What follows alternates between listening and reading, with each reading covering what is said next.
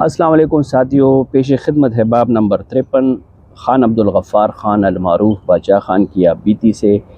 باب کا عنوان ہے دیر کے علاقے میں خال کا مدرسہ۔ باچا خان لکھتے ہیں، باجوڑ کے بعد ہم دیر گئے، خال نامی گاؤں پہنچے، یہاں خونزادہ اور پراچا خاندان آباد تھے۔ یہ دونوں گھرانے بہت نیک اور روشن خیال تھے، دونوں صاحب مال اور قوم پرست تھے۔ ان کے تعاون سے ہم نے یہاں ایک مدرسہ بنایا اور ان سے کہا کہ مدرسہ چلانے کے لیے مخفی صاحب جو کہ ایک شاعر تھے کو بلا لیں۔ اس مدرسے نے بہت جلدی ترقی کی اور کچھ ہی عرصے میں طلباء کی تعداد 400 تک پہنچ گئی۔ دیر ان دنوں مالکنڈ پولیٹیکل ایجنٹ کے ماتحت تھا اور وہ پولیٹیکل ایجنٹ پشتونوں کی بیداری کے سخت خلاف تھا۔ اس نے نواب دیر کو بلایا اور کہا کہ ان مدرسوں نے ہمارے لیے کتنی مصیبتیں کھڑی کی ہیں، تم اپنے لیے مشکلات مت کھڑی کرو، یہ مدرسہ گرا دو۔ نواب دیر آیا اور یہ مدرسہ ڈھا دیا اور آگ لگا دی۔ مدرسے کے قیام کے بعد ہم دیر چلے گئے تھے اور وہاں شاہو بابا کے مہمان ہوئے تھے۔ شاہو بابا حاجی ترنگزئی صاحب کے خلیفہ تھے اور ہماری ان سی جان پہچان حاجی صاحب کے ہاں ہوئی تھی۔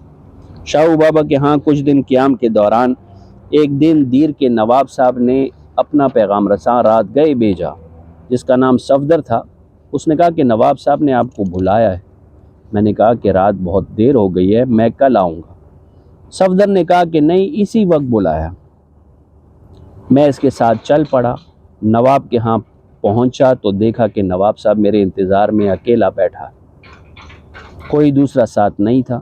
باتوں باتوں میں مجھ سے کہا کہ فرنگی مجھے زہر لگتا ہے اور تم جو چاہتے ہو میری بھی یہی آرزو ہے کہ لوگ تعلیم حاصل کریں، لیکن انگریز نے سوات کا حکمران میاں گل میری طاق میں بٹھایا ہوا ہے، ذرا سی حرکت کروں تو فرنگی اس کو مجھ پر سوار کر دے گا۔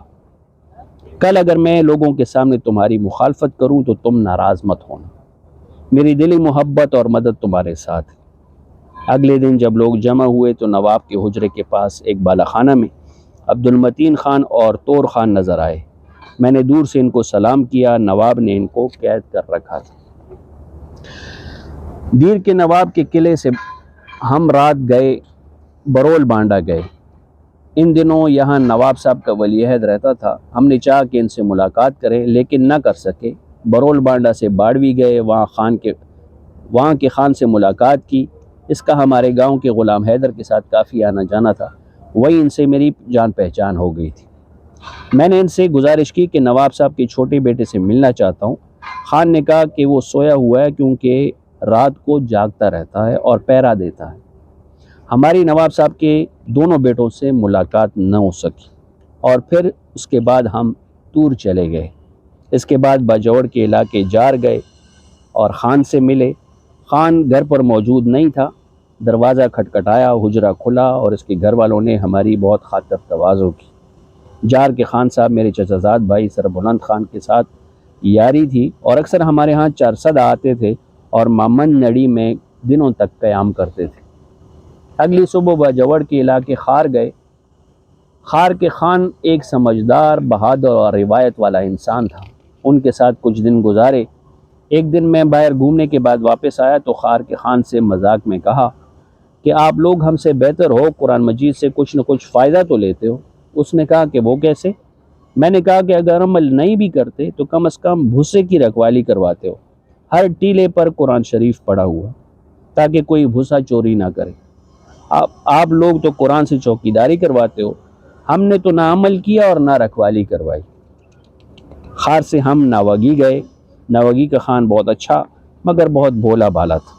وہاں سے مہمند کے علاقے غازی آباد آ گئے اور ترنگزئی کے حاجی صاحب کے ہاں حاضری دی۔ غازی آباد پہنچنے تک میرے ساتھ صرف ایک ساتھی رہ گیا تھا جس کا نام فقیر تھا۔ باقی سب ایک ایک کر کے راستے میں اپنے گھروں کو چلے گئے اور ہم دونوں اکیلے رہ گئے۔ میں تو افغانستان سے اس ارادے سے آیا تھا کہ یہاں آزاد قبائل میں مدرسے بنا سکوں اور قوم کی تربیت کر سکوں، لیکن یہ کام اکیلا ایک شخص تو نہیں کر سکتا بلکہ ایک جماعت کرتی ہے اور ہماری جماعت بکھر گئی۔